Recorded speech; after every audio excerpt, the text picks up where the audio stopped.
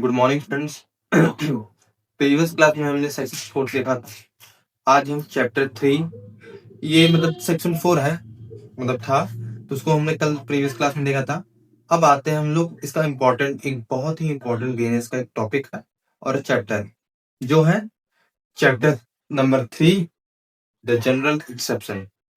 हमको ये general exception को याद रखना है और जितने भी हम लोग ऑफेंसेस है उसको अगर हम पढ़ेंगे, उसका डेफिनेशन पढ़ेंगे वो होता क्या है, तो उन सभी ऑफेंसेस को पढ़ने टाइम में हमें जनरल एक्सेप्शन हमें याद रखना है और वो सेक्शन 14 से लेके 44 तक है। ठीक है, हम लोग इसको आसान भाषा में समझेंगे, ना कि बैरक की भाषा में। ठीक है, चलिए शुरू करते हैं। इफ अ पर्सन, ठीक है, कोई व्यक्ति है, is legally bound to do an act, वो कानूनी विधि के द्वारा बाध्य है किसी काम को करने के लिए और उसके वजह से कोई ऑफेंस कमिट होता है, तो वो पर्सन इसके लिए लायबल नहीं हो। सेकंड, वो बिलीव करता है, ऑनेस्टली, ईमानदारी से उसका बिलीव है कि वो जो काम कर रहा है वो सही कर रहा है, गुड फेथ में कर रहा है। वहां पे केवल और केवल मिस्टेक होना चाहिए of facts, not by law.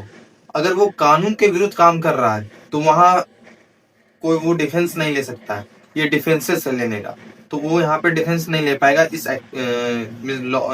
Mistake of law में। वो केवल और केवल डिफेंस ले सकता है कि मिस्टेक ऑफ फैक्ट में, कि ये चीज इस तत्व के आधार पे हम ले रहे हैं कि ये एक्ट हम अपने गुड फेथ में किया था, ना कि इंटेंशनली। ठीक है, इसका मेन इंग्रेडिएंट है, मतलब आवश्यक तत्व है कि वो एक्ट किस प्रकार का होना चाहिए। ठीक है, डिफेंस लेने की सबसे पहला, the act is done under legal duty, या तो उसका जो काम किया, वो जो एक्ट किया वो तो लीगल ड्यूटी के द्वारा होना चाहिए।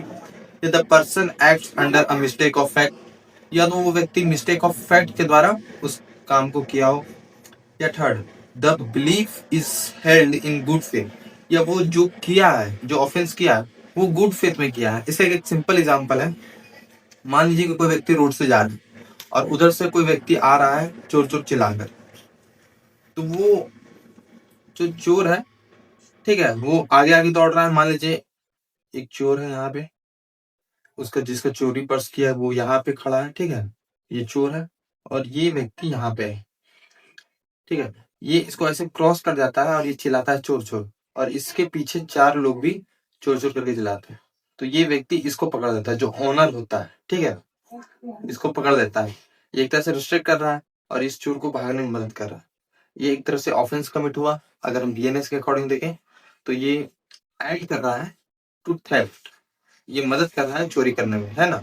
लेकिन वो बाय फैक्ट उसको ये लगा कि ये व्यक्ति ने चोरी किया और इसके पीछे सब लोग दौड़ रहे हैं, इसलिए इसने इसको पकड़ दिया और इसको जाने दिया। तो यहाँ पे उसने क्या किया, कोई ऑफेंस नहीं किया, वो बाय फैक्ट उसने समझा कि ये चोर है, तो इसीलिए यहाँ पे इसने कोई ऑफेंस कमिट नहीं किया, इसे हमें पनिश नहीं करें। ठीक है, the second, mistake must be about fact, जो भी आपने मिस्टेक किया वो फैक्ट पे आधारित होना चाहिए, ना कि लॉ के आधार। आप ये डिफेंस नहीं ले सकते कि आपको ये कानून नहीं पता था, उसे कानून पता हो या ना हो, उससे मैटर ही नहीं करता। मैटर ये करेगा कि उसने कोई लॉ को अगर वायलेट किया है तो उससे पनिश मिलेगी। बाई चांस अगर उसने कोई मिस्टेक को कर दिया है, कोई फैक्ट ऑफ मिस्टेक किया है, तो वो डिफेंस ले सकता है। ठीक है,